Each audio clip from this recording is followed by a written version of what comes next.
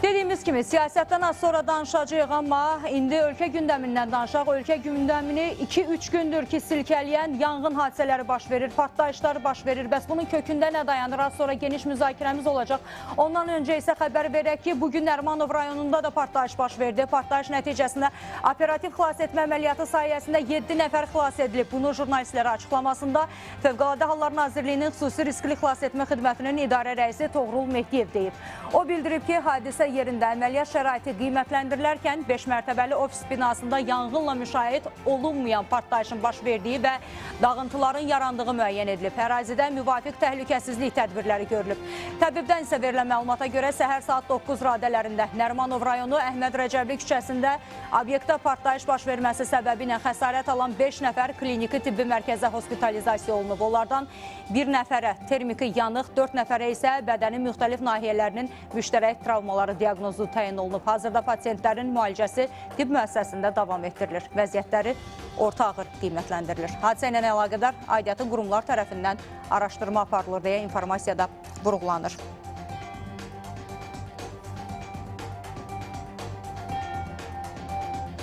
Qeyd edim ki, hadisəyə ilkin səbəb kimi qaz sızması göstərilirdi. Plaza sahibi isə deyir ki, plazada qaz olmayıb. Jurnalistlərə açıqlamasında plazanın sahibi Əbülfət Əliyev deyib ki, ərazidə yol təmir işləri gedir. Plasmas boru ilə magistral qaz xətti çəkilib və burada işləyən traktorlar da həmin xətti zədələyiblər. Ondan sonra da dedilər ki, oranı yamayıblar. Görünür, yaxşı yamamayıblar ki, bu cürdə qaz sızması baş verdi. Yeraltı qaz sızdı. Zirzəmiyə qaz toplanıb. Səhər işçi də işığı yandıranda partlayış baş verib deyə plaza sahibi fikrini bu şəkildə ifadə elədi. Qeyd edeyim ki, Azərqaz İstehsalat Birliyinin əməkdaşları da partlayışdan sonra yeraltı qaz sızmaları iddiasını araşdırmaq üçün hadisə yerinə cəlb olunublar. Qurumun mətbuat katibi isə deyir ki, bu iddiaların səsləndirilməsi üçün hələ tezdir. Eşidək. Ətrafdan gedən boru xətlərində hansısa bir nasazlığın yaranması kimi hallar səsləndirilir. Düşünürəm ki, bu kimi halların, bu kimi ittihamların, iddiaların səsləndirilməsi hələ ki tezdir. Ötən həftə təəssüflər olsun ki, yanğın və partlayış xəbərləri ilə sarsıldıq dediyimiz kimi son günlər nələr yaşadıq, bir də ümumi xronikaya nəzər yetirək, hansı hadisələr yaşandı bir neçə gün ərzində. Binəqədi rayonu ərazisində yerləşən Lake Hotel restoranının yaxınlığında çox faciəvi bir hadisə yaşandı. 4 nəfər ofisiant cərəyan vurması nəticəsində həlak oldu. Ofisiantlar ərazidəki metal nərdivanı restorandan başqa bir yerə daşıyan zaman həmin qurğu yüksək gərginlikli elektrik naqilinə dəydi və nəticədə 4 nəfər faciəvi şəkildə həlak oldu. Burada dedilər ki, məsuliyyətsizlik var və bu işi bilməmək var. Söhbət hansı işi bilməməkdən gedir? Ofisiantın ümumiyyətlə o dəmiri aparması mı məsuliyyətsizliyi idi? Bu idi mi ofisiantın işi? Ona niyə həvalə olunmuşdu? Bu ayrı bir sualdır. Elektrik naqilləri niyə aşağıdan gedirdi ki, həmin hündür cərəyan o əllərində apardıqları nərdivanla ona toxunarkən bu hadisə baş verirdi? Suallar çoxdur. Dediyimiz kimi, az sonra təbii ki, hər birinə toxunmağa çalışacağıq. Bilirsiniz, ümumiyyətlə bu məsələ ilə bağlı da araşdırma gedir. Məsələ araşdırılır. Ona görə də detalları biz sadəcə ilkin ehtimallar nələr idi, bunları müzakirə edəcəyik və bu hadisələrin təkrarlanmaması üçün bundan sonra nələri etməliyik, nələri bilməliyik, ondan danışacağıq. Keçək ikinci hadisəyə. 3 nəfərin öldüyü hadisəyə, həlak olduğu hadisəyə Yasamal rayonu Mirəli Seydov küçəsində çoxmərtəbəli yaşayış binasında yanğın baş verdi. Yanğın elektrik şaxtasında başladı. Daha sonra yanğın söndürülsə də 3 nəfər tüstüdən zəhərlənərək həlak oldular. 20-dən çox adam isə zəhərlənmə diaqnozu ilə xəstəxanaya yerləşdirildi. Qeyd edim ki, onlardan bəzilərinin vəziyyəti hələ də ağırdır. Reanimasiyada onların müalicəsi də davam etdirilir. Daha sonra Baş Prokurorluq cinayət işi qaldırdı və elə bir neçə saat bundan öncə xəbər verildi ki, Loftent klinikasının direktoru Bəhruz Sahiboğlu Paşayev haqqında Binəqədi rayon məhkəməsində təqdimata baxılıb və məhkəmənin qərarı ilə onun barəsində 4 aylıq həbs qəti imkan tədbiri seçildi. Az sonra qayıdacağıq bu məsələyə də ümumiyyətlə şaxtalarda niyə bu kimi yanğınlar çıxır, nələrə diqqət olunmalıdır ki, diqqət olunmur nəticədə bu baş verir. Yanğın söndürülsə də tüstü qalxdı və o tüstü ərəfəsində insanlar o fövqəladə vəziyyətdə nələri bilməlidirlər ki, tüstüdən zəhərlənərək həyatlarından olmasınlar, bu məsələyə də qayıdacaq. Gələk bugünkü hadisəyə. Nərimanov rayonu Əhməd Rəcəbli küçəsində yerləşən Afen Plazada partlayış baş verdi. Ofis binasında yanğınla müşahidə olunmayan partlayışın baş verdiyi və dağıntıların yarandığı müəyyən edildi. Xəsarət alan 5 nəfər kliniki tibbi mərkəzə hospitalizasiya olundu. Onlardan 1 nəfərə termiki yanıq, 4 nəfərə isə bədənin müxtəlif nahiyələrinin müştərək travmaları diaqnozu təyin olundu. Dediyimiz kimi onların vəziyyəti hələ ki orta ağır qiymətləndirilir. Və elə verilişimiz boyunca da onların səhhəti ilə bağlı yeni informasiyalar əldə etdikcə biz sizinlə bölüşməyə çalışacağıq. Gördüyünüz kimi hadisələrin miqyası bir daha göstərdi ki, ölkədə yanğın və texniki təhlükəsizlik yalnız qaydalar toplusu deyil. Real həyatda hər saniyə üçün çox qiymətlidir. Yanğının baş verməməsi üçün nələrə diqqət etməliyik? Bu sadəcə vətəndaşın mı diqqət etməli olduğu məqamdır, yoxsa aidiyyatı qurumlar da məsələn diqqətdə saxlamalıdırlar? Hadisə anında fövqəladə vəziyyətlərdə bəs nələri bilməliyik? Bütün bunlardan danışmaq üçün studiyamızda təhlükəsizlik üzrə ekspert Orxan Musayev və Dövlət Yanğından Nəzarət Xidmətinin şöbə rəisi Əlibala Əlizadəni dəvət etmişik. Hər ikinizi də studiyamızda görməkdən şadıq. Xoş gəlmişsiniz. Hər vaxtınız xeyir olsun. Biz ilk olaraq təhlükəsizlik məsələsinə toxunaq ki, nələrdə boşluqlar yaranır, nələrə diqqət olunmur ki, nəticə etibarilə yanğınlar çıxır və o fövqəladə vəziyyətlərdə nə etməliyik, az sonra sizə dönüş edəcəm. Amma gəlin dediyim kimi Orxan bəy sizinlə başlayım. Bu 3 hadisəni, dəhşətli hadisəni görürük. Mən xahiş edirəm monitorda saxlayaq elə həmin fotoları da. Bu 3 hadisəni birləşdirən ortaq cəhət nədir? Kimin məsuliyyətsizliyidir, kimin biliksizliyidir, nələrə diqqət olunmalıdır ki, bu hadisələr yaşanmasın, təkrarlanmasın? Nələri bilməliyik burada? Niyə yaşandı bunlar? Ümumiyyətlə, hadisə baş verirsə, bu hadisənin arxasında müxtəlif növ səbəblər dayanır. Bu səbəblər istər insan amili, insan faktoru ilə əlaqəli ola bilər, istərsə də hər hansısa bir məsuliyyətsizlik, qaydalara biganə yanaşma, səhlənkarlıq səbəbindən baş verə bilər. Bu hadisələr nəticəsində biz bir daha görürük ki, bəzən bəzi qaydalar yalnız kağız üzərində formalaşıb və buna yalnız kağız üzərində dırnaqarası yanaşılır. Bunun da səbəbi müxtəlifdir. Yəni, bunun səbəblərindən çox danışmaq olar. Əsas səbəblərindən biri insanlar həqiqətən də bugün baş verə biləcək hadisələrin riskini doğru düzgün təhlil etmirlər. Yəni, bugün o hadisə baş verən müəssisə sahibkarı bəlkə də ağlına gələ bilməzdi ki, müəssisəsində belə bir hadisə baş versin. Eyni qaydada binada yaşayan insanlar bəlkə də təsəvvür etməzdilər ki, orada yanğın nəticəsində insanların həyatına ciddi şəkildə zərər dəyəcək və bir neçə insan həyatını itirəcək. Yəni, bunu sanki insanlar təhlükənin özünə doğru baş verəcəyini bilmirlər, düşünmürlər. Amma nəticədə nə olur? Bədbəxt hadisə baş verir. Bədbəxt hadisə nəticəsində hazırlıqsızlıq insanın həyatını təhlükəyə atır. Yəni, beynəlxalq təcrübədə bütün növ bədbəxt hadisələrə, fövqəladə hallara hazırlıq əsas yer tutur.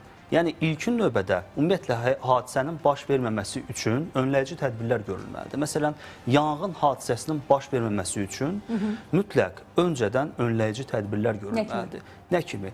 Ümumiyyətlə, obyektdə və yaxud bütün sahibkarlar tərəfindən yanğın təhlükəsizliyinə dair sistemlər təşkil olunmalıdır. Bu sistemlər nədən ibarətdir? Məsələn, obyektlərdə yanğın xəbərdar edici qurğular və cihazlar quraşdırılmalıdır. Yanğın hadisələri barədə məlumatlı olmaq üçün bu cihazların quraşdırılması xüsusi əhəmiyyət daşıyır. Belə ki, yanğın hadisələrinin xüsusi bir mahiyyəti ondan ibarətdir ki, əgər ilkin mərhələdə yanğın hadisəsinin qarşısını almaq mümkün olarsa, onun şiddətlənməsi artıq ehtimalı çox aşağıdır. Yəni, bizim də əsas məqsədimiz yanğın baş verməsin deyə önləyici tədbirlər görmək olmalıdır. Elə gəlin burada dayanaq və Əlibala bəyə üzümüzü çevirək, soruşaq ki, bu yanğın siqnallarından nəzarət olunurmu? Binaların altında iaşə obyektləri var, onlar istismara veriləndə, ümumiyyətlə bu özü də böyük bir sualdır ki, yaşayış binasının altında ictimai o iaşə obyektləri olmalıdırmı? Bu özü böyük bir sualdır. Həmin yaşayış binalarında, şaxtalarda olsun, zirzəmlərdə olsun, yanğın siqnallarının olması və yaxud varmı, yoxmu, bunun nəzarəti necə keçirilir? Axşamınız xeyirli olsun. Əvvəlcə sizi və izləyicilərimizi salamlayıram və belə bir aktual mövzu ilə əlaqədar bizi də studiyada dəvət etdiyiniz üçün təşəkkürümüzü bildiririk. Nəzərinizə çatdırıram ki, əməyin təhlükəsizliyindən fərqli olaraq arxada gördüyümüz hər üç hadisəyə tərəfimizdən baxış aspekti olduqca fərqlidir. Çünki birində yanğın təhlükəsi olması barədə hər hansı bir fikir və yaxud da versiya səsləndirmək olduqca tezdir.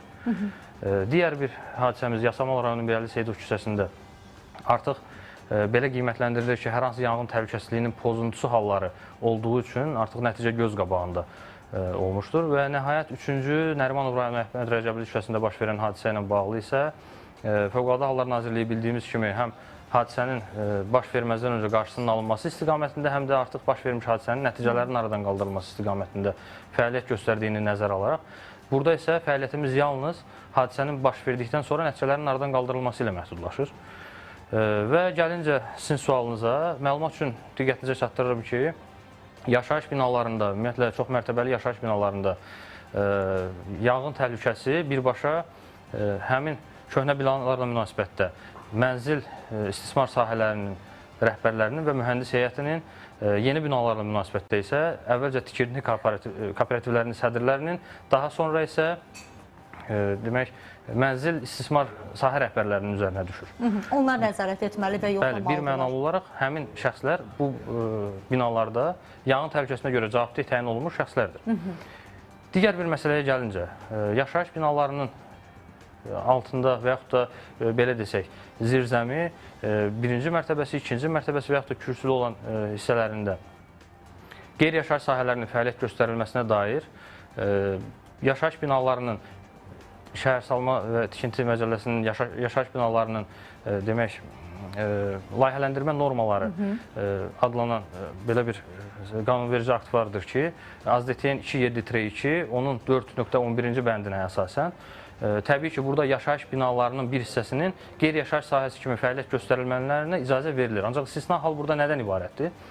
İstisna halımız orada qeyd etməliyik ki, təbii ki, yaşayış binası üçün xüsusi təhlükə törədə bilməyəcək obyektlərin istismarına fəaliyyət göstərməsinə icazə verilir burada. Bu nə deməkdir? Misal olaraq götürsək, təkər bildiyimiz avtomobil şinləri üçün istifadə oluna bilən və yaxud da onların satışı üçün nəzərdə tutulan obyektlərin yaşayış binasının altında və yaxud da ətrafında, belə desək, onun həcmi dairəsində istifadəsinə icazə verilmir. Çünki onlar tez alışan maddə tərkibindən olduğuna görə bunlar təhlükə törədə bilən risk qrupuna daxildir. Axı restoranlarda da?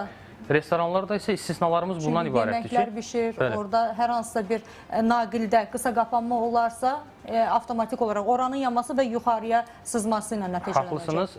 Restoranlarda isə və yaxud da ki, bu kimi yaşayış obyektlərində isə bu qanunverici aktın tələblərinə əsasən yalnız propan qaz tipli demək, propan qaz tipli balonların istifadəsi əgər zərurət yaradırsa, həmin obyektlərin istifadəsi orada qanunvericiliklə müəyyən olunmur. Bunun istismarına icazə verilmir. Və orada müəyyən insanlar üçün təhlükə törədə biləcək amillər varsa həmin restoranın fəaliyyətində, bu zaman artıq, bəli, siz dediyiniz kimi, yaşayış binasının ətrafında altında bunun fəaliyyətinə icazə verilmir. Lakin ümumilikdə götürəndə hər bir istismar sahəsi olan obyekt üçün yanğın təhlükəsizliyi eyni zamanda əməyin mühafizəsi qaydalarının tələbləri və normaları qanunverici aktlarla tənzimlənir ki, eyni zamanda burada istər yaşayış obyektləri olsun, xidmət sahələri və yaxud da restoran tipli müəssisələr olsun ki, burada da elektrik naqillərinin illik yoxlanışı və s. bu kimi obyektin yanğın təhlükəsizliyi avadanlıqları ilə təmin olunması, avtomatik yanğın söndürmə sistemləri ilə və yaxud da yanğın xəbər verici sistemləri ilə təchiz olunması məsələləri vardır ki, bunlar da müəyyən dövrlük əsasında tərəfimizdən Dövlət Yanğın Nəzarəti orqanı olaraq yoxlanılır və bizim tərəfimizdən yoxlanılana qədər... Bəs o olmayanda hansı tədbirləri görülür? Əlbəttə, hər bir obyektin mülkiyyətçisi haqqında və sahibkar haqqında inzibati xətt haqqında protokol tərtib edilir və ondan öncə tələbnamələr həmin şəxsə təhvil verilərək o nöqsanların aradan qaldırılması istiqamətində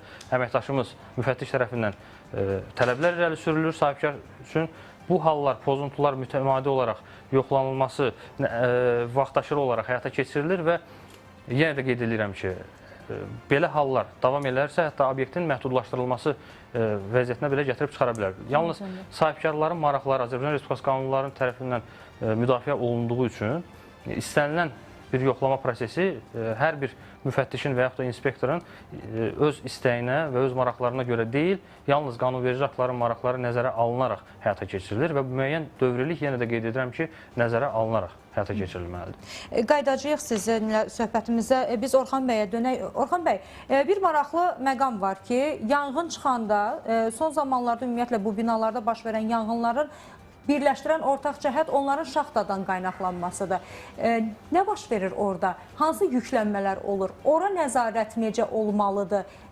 Bunun xüsusi bir qaydası varmı, sayı varmı ki, bu qədər olmalıdır? Çünki bu yaxınlarda yeni tikilən binalardan biri, elə bizim əməkdaşlardan biri bayaq bununla bağlı bir məlumat verdi ki, hazırda yaşadıkları bina, məsələn, 2 bloklu binadır. Bunun bütün elektrik naqilləri də o 2 blok üçün nəzərdə tutulub. Yaxınlıqda başqa bir yeni tikili var.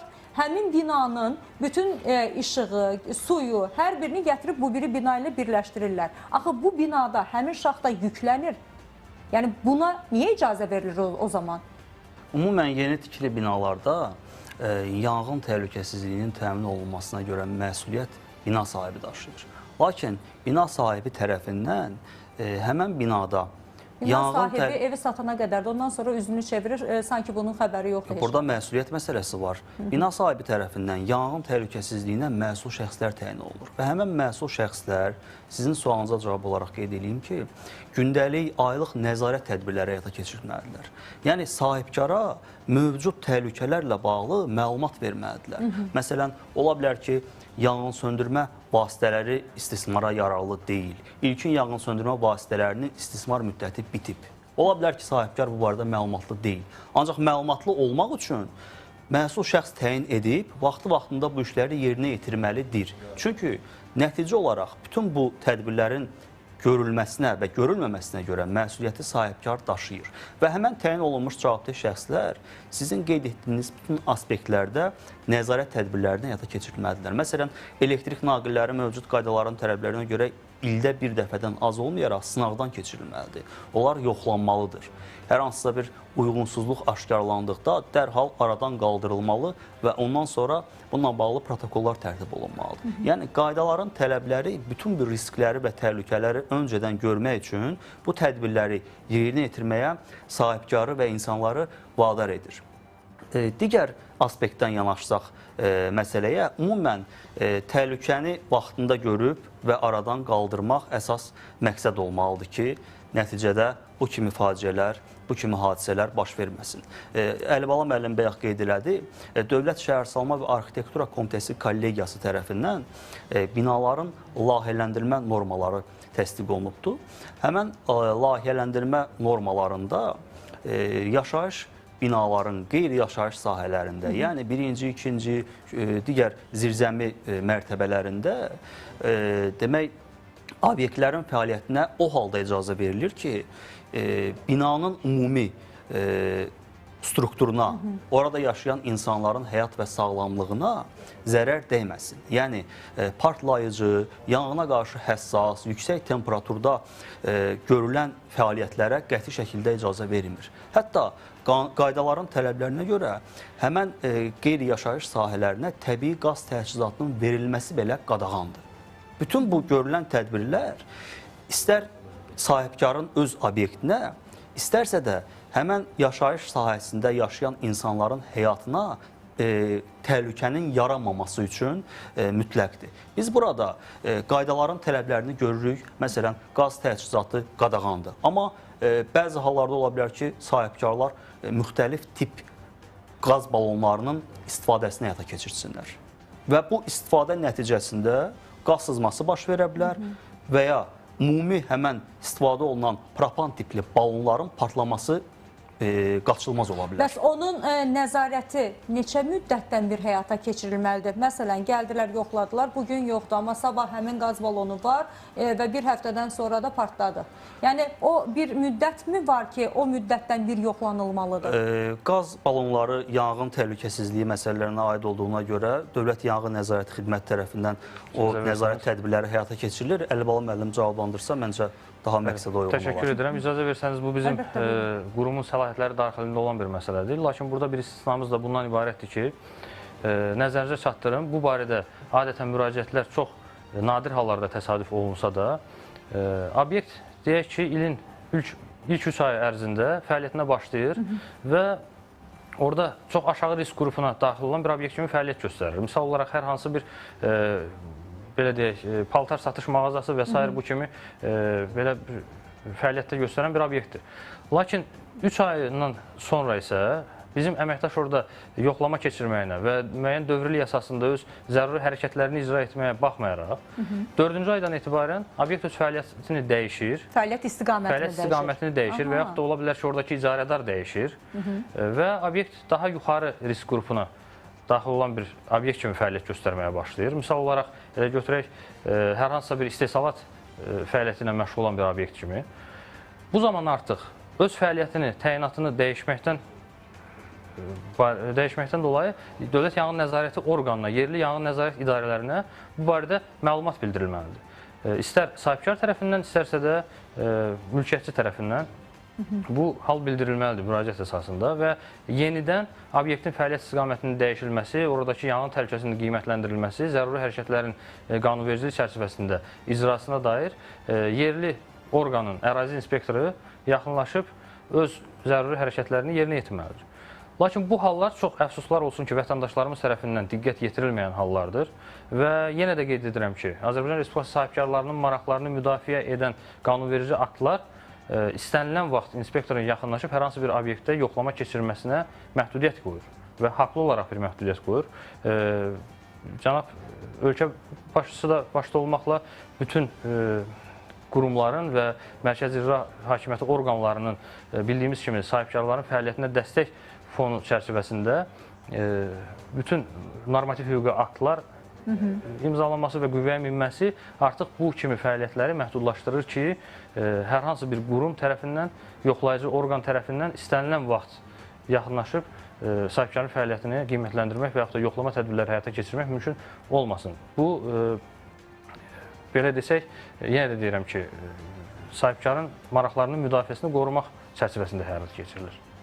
Bu baxımdan istənilən halda sahibkar özü öz təhlükəsizliyi və öz xidmət göstərdiyi insanların təhlükəsizliyinin naminə aidiyyəti orqana məlumat verməli və vaxtaşırı olaraq Orxan bəy də qeyd etdiyi kimi orada yanğın təhlükəsizliyi avadanlıqlarının ilkin yanğın söndürmə vasitələrinin vaxtaşırı həyata dəyişdirilməsi və dövrlük əsasında naqillərin yoxlanılması və yaxud da ki, belə desə, daxili yanğın kranlarının işlək vəziyyətdə olması bu kimi xidmətləri yerinə yetirməlidir. Əlibala bəy, yəqin ki, sizdə belə bir statistika var. İndi bu yanğınlar çıxır, Fövqəladə Hallar Nazirliyinin əməkdaşları da sağ olsunlar, hər zaman öz qanlar, canları bahasına onları necə xilas edirlər, biz bunu görmüşük. Bunu danmaq olmaz. Xüsusilə də elə Mirəli Seyidov küçəsində son baş verən hadisədə də biz bunun şahidi olduq. Hətta bizim bir həmkarımız Heydər Mirzə bir foto da paylaşmışdı. Fövqəladə Hallar Nazirliyinin əməkdaşları ilə Daxili İşlər Nazirliyinin əməkdaşları birlikdə, yəni əlləri ilə sındırıb pəncərələri içəri girməyə çalışmışdılar. Hətta onların qanı da axmışdı ora. Yəni, qanları bahasına xilas etməyə çalışırlar insanları. Amma ölüm hadisəsi də baş verir. Qaçılmaz olur. Biz nəyi bilmirik? Niyə bizə deyilən təlimatlara uymamağa başlayırıq həmin o fövqəladə vəziyyətdə? Nə etməliyik ki, bizi xilas edə biləcəkləri halda özümüzü ölümə atmayaq?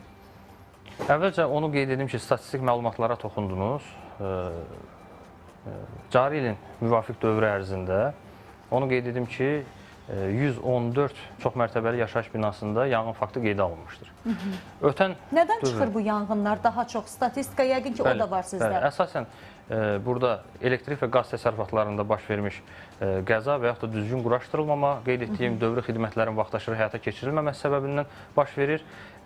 Yenə də qeyd edirəm ki, qaz və elektrik təsərrüfatları ayrılıqda olmaqla yanğın təhlükəsi yarada bilən belə desək, hadisələrə gətirib çıxara bilir və ikinci bir məsələ isə insanların ehtiyatsızlığı və səhlənkarlığı səbəbindən çox mərtəbəli binalarda baş vermiş yanğınlara misal göstərmək olar. Məsələn, elə onu deyəcəkdim. Səhlənkarlıq deyəndə konkret olaraq nə nəzərdə tutulur? Məsələn, hansısa naqilə taxılır, telefonu şarj edirik, o saatlarla qalır. Bu mu səbəb olur, paltar yuyan mı səbəb olur? Çünki çox eşidirik bunları. Statistikaya nəzər salanda konkret hansı səbəbləri biz göstərə bilərik? Gəlin belə deyək, bina sahibi obyekt istismarı bina, yüksək mərtəbəli bina istismardan keçənə qədər, aidiyyatı qurumla razılıq alıb istismardan keçənə qədər binanın yanğın təhlükəsizliyinə cavabdehdir. Həmçinin tikinti kooperativlərinin sədrləri.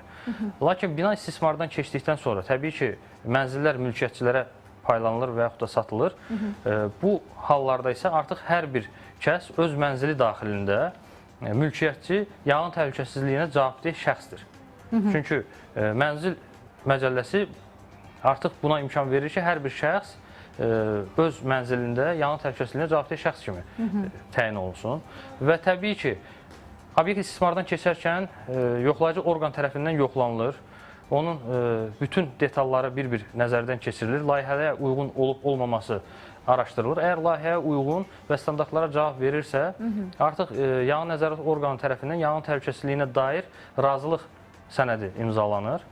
Nəhayət, istehlakçılara gəlib çıxdıqda isə, mənzil sahiblərinə gəlib çatdıqda isə müəyyən bir dövr ərzində həmin avadanlıqlardan, qurğulardan, elektrik təsərrüfatından və yaxud da qaz təsərrüfatından sərbəst şəkildə istifadə edərək məlum məsələdir ki, oradakı hər hansı bir qoruyucuların, naqillərin müəyyən bir istifadə dövrünü başa vurduqda, artıq yaxud da onlarda nəzərdə tutulan normalardan artıq xətləri yüklədikdə və yaxud da həddən artıq belə desək, eyni zamanda bir neçə ağır qurğu və avadanlıqları, cihazları xəttə qoşduqda bu artıq yanğın təhlükəsi törədən hadisələrə gətirib çıxara bilər və yaxud da qeyd etdiyim kimi yüklənməyə səbəb ola bilər ki, bu da gələcəkdə hər hansı bir fəsadın baş verməsinə səbəb ola bilər. Bu zaman dediyimiz kimi insanların səhlənkarlığı və etinadsızlığı kimi qiymətləndirərək yanğın təhlükəsi törədə bilən hadisələrə gətirib çıxara bilir. Bəs qısa olaraq vurğulasaq, bu hadisələrdə dedik ki, artıq hadisə baş verib. O anda nə etməlidir insanlar? Onu da nəzərinizə çatdıracağam ki, lakin bura mütləq toxunmaq istərdim ki, əsasən tütün məmulatlarından istifadə etmək və yuxarı mərtəbələrdən söndürülməmiş siqaret kötüklərinin eyvandan atılması və aşağıda yerləşən eyvanlara yığılmış həddən artıq yanğın yükü olan əşyalar və tez alışa bilən maddələr yenidən bir yanğın təhlükəsi törədə bilən hallardır ki, bu da insanların, yenə də qeyd edirəm ki, səhlənkarlığı və yanğın təhlükəsizliyi qaydalarının tələblərinə riayət etməməsi səbəbinin bir göstəriciləridir. Ayrı-ayrılıqda hər kəs öz məsul vəzifəsini yerinə yetirməlidir. Lakin deyək ki, yanğın artıq baş verdi və bu zaman insanların əsasən yanlış addım atmalarına sövq edən anlayışlar, yəni müşahidələrimiz nəticəsində görürük ki, həyəcan və təşviş pozuntuları səbəbilə baş verir. Təbii olaraq hadisə baş verir və insanlar da hadisənin təsirinə məruz qalaraq, heç kəsi qınamaq olmaz ki, həyəcan və təşviş pozuntularına məruz qalaraq yanlış addımlar atmağa məcbur qalırlar və onlar bəzən özlərini xilas etdiklərini, təxliyə etdiklərini düşünərək əfsuslar olsun ki, yuxarı mərtəbələrdən özlərini aşağıya atmaq və yaxud da yaxınlarını və özlərini tüstülənmiş zonaya daxil edərək təxliyə olunduqlarını düşünmək kimi yanlış qərarlar verə bilirlər. Bu zaman bizim onlara tövsiyəmiz sadəcə ondan ibarətdir ki, yanğınsöndürən və xilas edicilərin müdaxiləsi olana qədər birinci növbədə əl altında olan vasitələrdən, xüsusilə od söndürən balonlardan və yaxud da ki, yaş tənzif, dəsmal, qalın yun adyallardan istifadə edərək yanğının söndürülməsinə və yaxud da genişlənməsinin qarşısını almağa nail olsunlar. Əgər bu məişət şəraitində mümkün deyilsə və yanğın bizim nəzərdə tutduğumuz normadan da genişlənərək ətrafa yayılırsa, onlar yanğının yayılması riski az olan otaqlara və yaxud da ərazilərə keçərək yanğın söndürənlərin gəlib onları xilas etməsini mütləq gözləməlidirlər. Və yenə də qeyd edirəm ki, təbii ki, kənar otaqda yerləşən tüstüdən və yanğından qorunmaq üçün yaş tənziflərdən istifadə edərək, onları burun və ağız boşluqlarına tutaraq təmiz hava almağa çalışmalı, yaxud da pəncərə və eyvanlarda oksigenlə özlərini təmin etməlidirlər. Onu da qeyd edim ki, öz olduqları otaqlarda qapıların hermetikliyinə diqqət yetirməlidirlər və yenə də yaş parçalardan istifadə edərək qapı boşluqlarını doldurmalı. Xüsusilə qeyd edim ki, hamam otaqları bunun üçün əlverişli yer sayılır və hamam otaqlarının qapılarının altındakı yaş dəsmallarla boşluqların doldurulması artıq onların bir müddət orada vaxt qazanmasına gətirib çıxara bilir ki, həmin zaman kəsiyində də yanğın söndürənlər müdaxilə edərək gəlib onları xilas edə və yanğın söndürülməsinə nail ola bilərlər. Əlavə olaraq qeyd etmək istədiyim, hər bir kəsin vətəndaşlıq borcu olaraq yanğın söndürən avtomobillərə və yanğın söndürənlərin iş prinsipinə, onların operativliyinə mane olmamaq məqsədi ilə istər nəqliyyatda xüsusi operativ nəqliyyat vasitələrinə yol vermək və bu təbii ki, qanunvericiliklə nəzərdə tutulmuş qaydada da tənzimlənir. Ancaq hər kəsin özlüyündə də bir vətəndaşlıq borcu olmalıdır ki, yanğın söndürən əgər sirenalardan və sayrışan işıqlarla hansısa bir istiqamətə yönəlibsə, demək ki, köməyə ehtiyacı olan insanların köməyinə çatmaq üçün hərəkət istiqaməti götürüb özünə. Və giriş-çıxışlarda, həyətyanı sahələrdə Xüsusilə. şlaqbaum tipli avtomatik çəpərləmə qurğuları ilə, dəmir beton piltələri ilə yolun hərəkət hissəsinin məhdudlaşdırılması, bu qanunvericiliklə də tənzimlənən bir məsələdir. Hətta bəzi elə məhəllələr var ki, tikirlər. Bəli. Bir ucdan elə binaları tikirlər, amma məhəlləyə girişi qoymaq yadlarından çıxır. 5 binanın cəmi bir çıxışı olur. Fövqəladə hallar ora necə daxil olsun? Təcili tibbi yardım necə daxil olsun? Nəzərinizə çatdırım ki, tikinti normaları çərçivəsində əgər hər hansısa binanın giriş-çıxışında, ara məsafəsində və s. yanğın təhlükəsizliyi baxımından hər hansı problem varsa, onlar onsuz da yanğın təhlükəsizliyi problemi olduğu üçün layihələndirmədən keçə bilmirlər.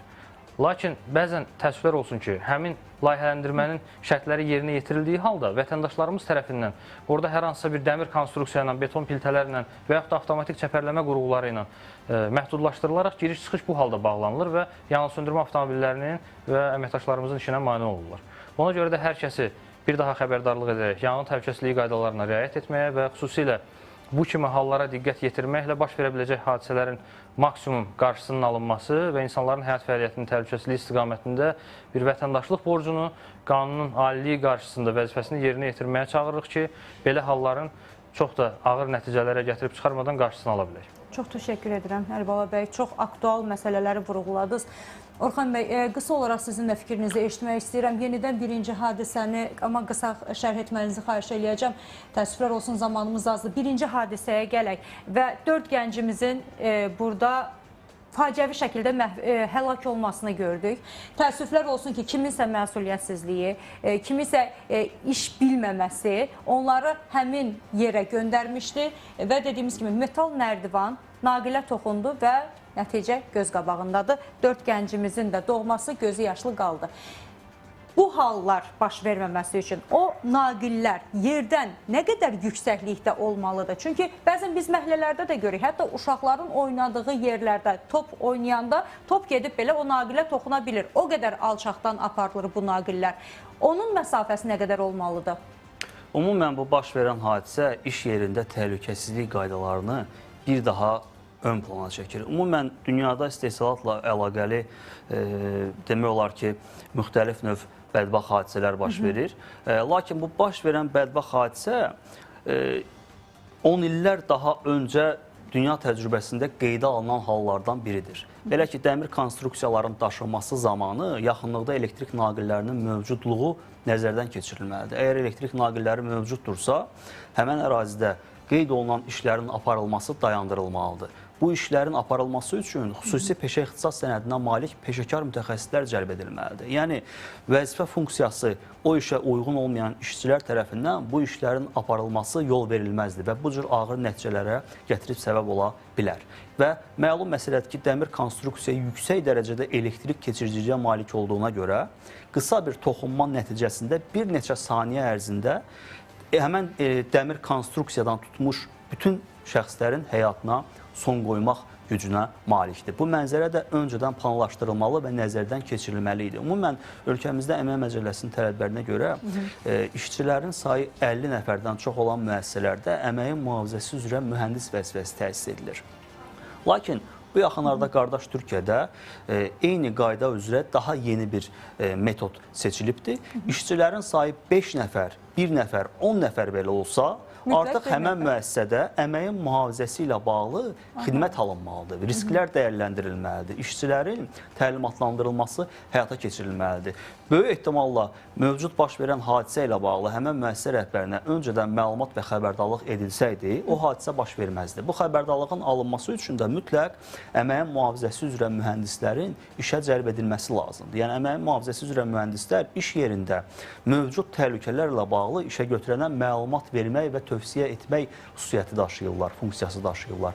Bu praktikadan yararlanmaq baş verə biləcək bədbəxt hadisələrin qarşısının alınması istiqamətində mühüm bir addım olardı. Bundan əlavə Əlibala müəllim bayaq qeyd elədi, mən qaz təchizatında baş verən partlayış hadisələri ilə bağlı bir məqamı qeyd etmək istərdim ki, qaz təchizatı sahəsində baş verən partlayış hadisələri demək olar ki, bir senar əsasında baş verir. İnsan mənzilə daxil olur, daxil olan kimi işığı yandırır və bununla da partlayış baş verir. Lakin bunu öncədən bu hadisələrdən sığortalanmaq üçün dərhal işığı qoşmamaq, elektrik təchizatını istifadə etməmək lazımdır. İlk öncə evə daxil olduqda mütləq qaz sızmasının olub-olmamasını insan instinkti ilə müəyyən etmək lazımdır. Yox, əgər bunu etmək istəmirlərsə, müasir dövrün tələblərinə uyğun olaraq qaz detektorları quraşdırılmalı. Bu qaz detektorları evdə hər hansısa bir qaz sızması varsa, avtomatik olaraq qaz sağacından mənzilə verilmiş qaz təchizatını dayandırır və insan bununla da bədbəxt hadisələrdən sığortalanmış olur. Çox təşəkkür edirəm hər ikinizə də. Çox aktual bir mövzu idi. Düşünürəm ki, tamaşaçılarımızı da maraqlandıran suallara cavablandıra bildik.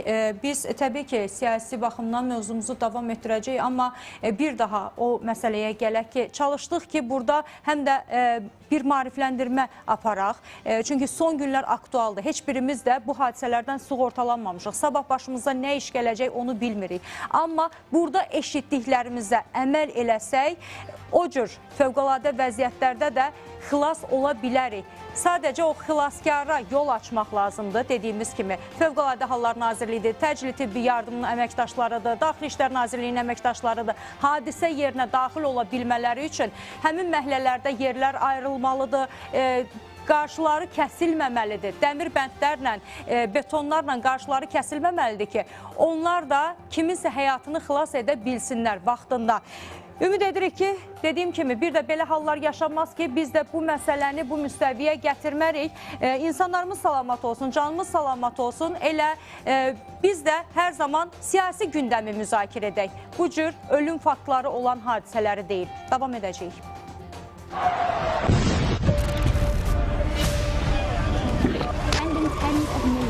Никогда не соглашаться на оккупацию.